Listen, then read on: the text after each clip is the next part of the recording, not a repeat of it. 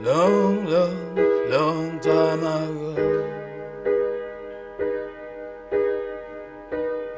I quit playing by your rules. You know the real piano. My name is Ibejii. Welcome to Buzz Discoveries. Enjoy.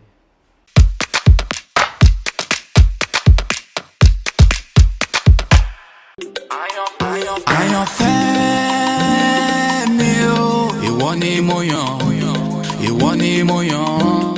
When did you know that you were going to take music up as a career?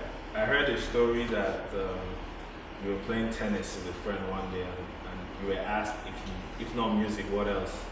And you said, if not what you were doing at the time, that to the music. And that's basically how it started. Is that true? It is absolutely true. I playing table tennis, all just mucking around, when this conversation sort of triggered. If you hadn't been X, if you hadn't been a lawyer, if you hadn't been a doctor, what would you have wanted to be? And up until then, I had never sung in my life. Music wasn't something that I did. It just wasn't where I played. I'd never opened my mouth in church, and I was born a Christian child who went to church every Sunday. But I recall now that I just never opened my mouth. So I mouthed stuff, but I never had the confidence to open my mouth. So I'd never sung. And I remember saying, no, I can't sing. But they were all convinced that of course you can sing. Anyone can sing. If you truly want to sing, just open your mouth. If you can speak, you can sing. And so I called a friend of mine who was in the music business. Actually, he was on Project Fame. And he says, yeah, of course, anyone can sing. You want to sing? If you want to sing, we'll make it work. And so we went into the studio 6 weeks later, and the rest is, as they say, is history. Here I am, loving it, loving every moment of it. How would you describe the kind of music you make? I typically describe it as Afro-retro, but increasingly I sort of use the language Afrofusion because it's somewhat more appreciated. But it's a blending of the old with the new. It's about holding on to tradition and ensuring that we keep it whole while infusing into it the new. So it's where the contemporary meets the old. Why is that important to you, holding on to the tradition? Why is that important? I like the question. Ibejii emerged, in truth, somewhere around the same time as the current leader of the free world. So we walked straight into a debate on issues of superiority and inferiority, great cultures, weak cultures, poor cultures, great races, poor races, unworthy religions, and so on. All of this sort of notion that walls needed to be built to keep the unworthy out. And so I have always been challenged, but I was particularly challenged when Mr. Trump emerged as to this question as to what is it about me, my origin, that makes me inferior to anyone? Is it my mind, the color of my skin, the tone of my voice, the language that I speak? And so I began to dig further, to learn a little bit more about my culture, about my roots and my origin. And the more I dug, the more I loved it. The more I learned, the more I realized why the West is intimidated by my customs and my beliefs and my cultures. Why certain peoples, certain types need to denigrate me to make themselves feel better. And so, if you like, I consider it part of my mission as an artist to help those who listen to my message to go find out who you are. Go find out the wealth and richness that makes you so threatening to the weak mind and to weak cultures and to weak beliefs. This is not because you're not good enough, it's because you're too good. So when you see there's a poster I saw about 3 months ago, held by Michelle Obama. It read something like, I didn't choose to be black, I just got lucky. The truth is, it's fortune to have been born embracing a culture, the sort of cultures that we embrace. So yeah, I use my music, my writings, to speak to the greatness of a culture that is rich and deep, that we don't fully appreciate. We've been so battered, so beaten, that we've come to a place where we truly believe that we're unworthy. No, we're not. We're actually the greatest. We're the origin of man. And we owe the world a duty to preserve what man first encountered. And whether it's through music, through verse, through writings, creatives owe a duty to preserve the greatness, the richness of our culture. A duty. A duty. Interesting. Do you ever get pressure to switch to, would I say, more popular sound? Every single minute. Oh, okay. Every single minute. You know. Particularly by people who consider themselves friends. You've invested so much of yourself, so much of your heart, so much of your talent, your skills, your heart in this thing. Why don't you reach for commercial success? Yeah. And yeah, every creative yearns for popular appeal. The whole point in doing this is to reach the masses, to reach the world. But if reaching the world means betraying my convictions, no, we won't do it. I also tend to believe that music is cyclical. So so-called pop music is popular today. Who knows? Maybe I'll catch the wind of the next wave that says, let's hear storytellers. Let's hear those who use music to tell stories, which is after all what we do. And if the wind blows in this direction now, then we'll catch it. Otherwise, maybe one day somebody will discover us and they'll speak of us as we hope will be spoken of, as storytellers. Yeah. You just released a new album, Iluilu. Tell us about that. When did you start working on it? We started work on Iluilu in the latter part of 2019. I confess that when we started, we had a slightly different direction. It wasn't Iluilu that we were working on. We were working on a project called Lagos Shuffle. And Lagos Shuffle was about taking Ibejii, it's closer to the journey that you were talking about a moment ago, where we get people moving not up there, but around here. So it wasn't about pop music, but it's about celebrating high life and dance sounds. That's where we were going. But in the course of working on that project, which is, by the way, an ongoing project, we began to dig into our library of our portfolio of unreleased songs. And like, oh, that's a great song. Oh, that's a nice song, and so on and so on. And I think we got sort of sold on the notion of doing a follow-up to Tribal Marks. And so, you know, discussing with my team, we sort of convinced ourselves that based on what was going on at that point in China, what was going on in Europe, particularly in Italy and Spain and places like that, that perhaps it was a time to reflect rather than a time to deflect. Of course, at that point, we didn't realize that we were going to come to a point where we were going to be shut down too.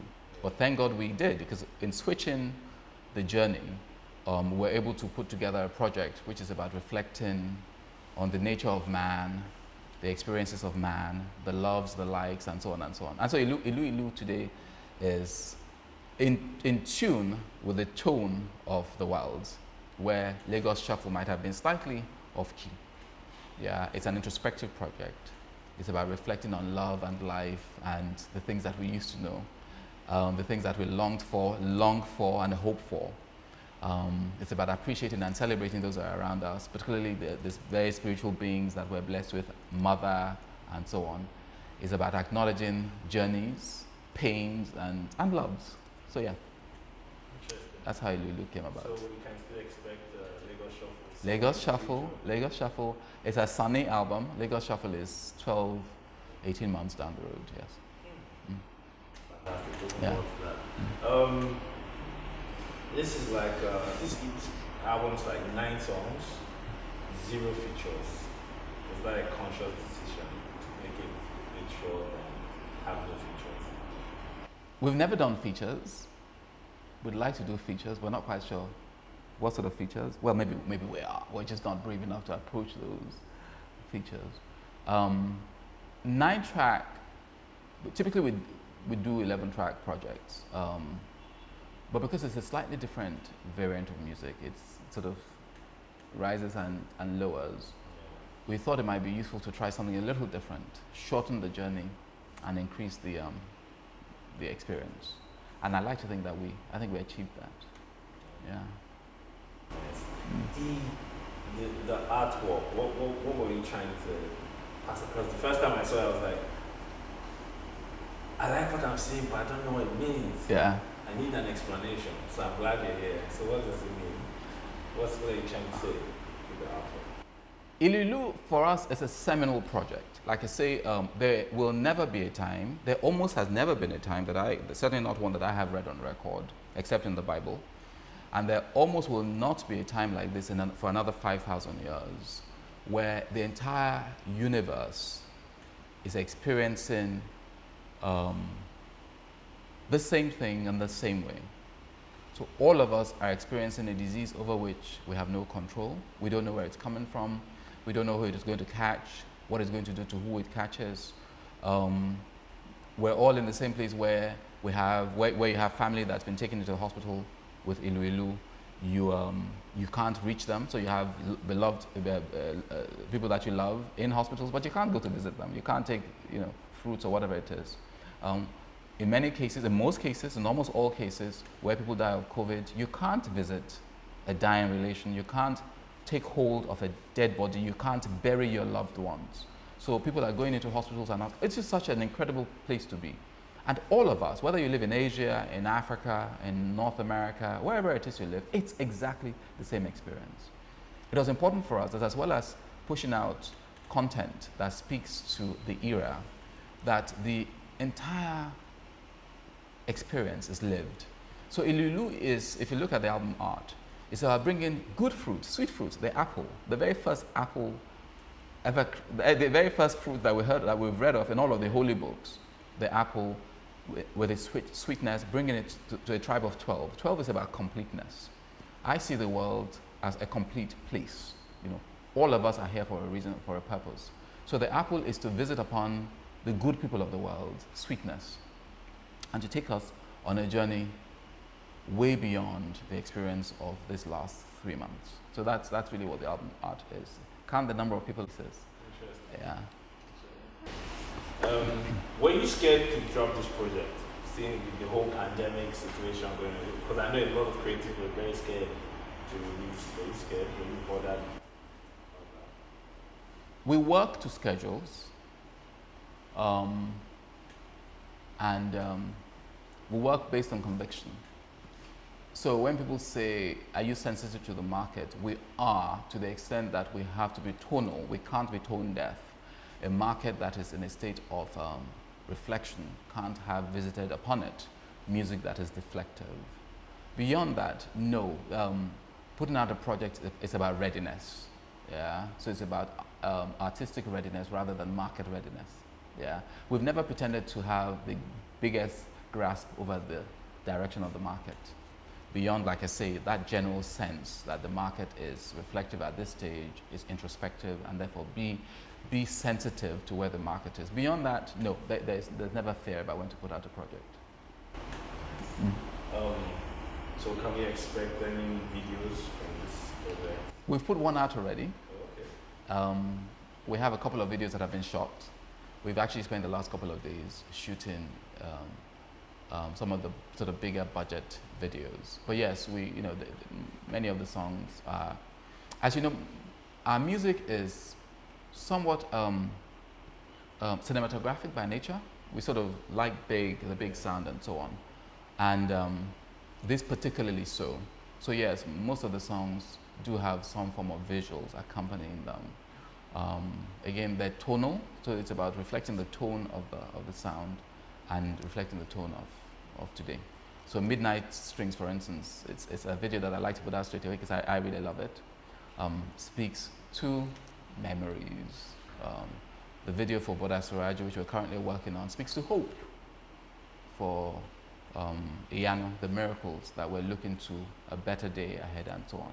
Leke Leke was actually put out a couple of weeks ago. That's been out sort of making the rounds. That speaks to our wishes for for the white finger, and the goodness that Leke Leke once brought or brings to the child in the African playground, and that sort of thing. So yeah. Yes. Because of the kind of music you make, you get to do a lot of live performances. What do you do to prepare for that? What do you do? First and foremost, live performances is where Ibejii comes alive. Do you remember your first live performance? Oh, absolutely. I'm going to speak to two of them because when people speak live performance, they tend to think of Ibejii opening for Brimo at Terra Culture. That was an amazing experience. But let me speak to the true live performance, the first live performance that I ever had. It's almost embarrassing, but I'll speak to it because it makes for a true journey. And I hope that when people look at Ibejii, they don't see the finished product and that they understand that it's a work in progress. The first live performance we had was on a show called the One Mic Niger. One Mic Niger had a number of artists, Johnny Drill, Terry Akpala, and so on. Amazing vocalists, yeah. And then there was Ibejii. Ibejii had never been on stage, had no idea how cameras work, how mics work, how stages work. But someone convinced Ibejii that, of course, you can do this. You can do 2 songs. You know, you'll be okay. Let's just say you need to go to Insta blog to find out how well we did on stage. So, 6 months later. Actually, 3 months later, we came under pressure from Brimo. I love your sound, I love your sound. Come and open for me. I'm like, no, we can't. We don't do live performances. We're a studio act. But it compelled us to do it. And we learned a lesson from that first experience that we have kept up with, which is if you put in the work, you will get the results. We rehearsed, we worked at it, we sweat it, yeah. And thank God, we also learned how it is that you behave as an artist. You have to better understand your body, your voice, and so on. So preparing for performance today involves a routine that includes a lot of sleep, great diet, very diet that's particular, yeah, so that better understanding and appreciation of how my vocal tubes work, and so on and so on. So yeah,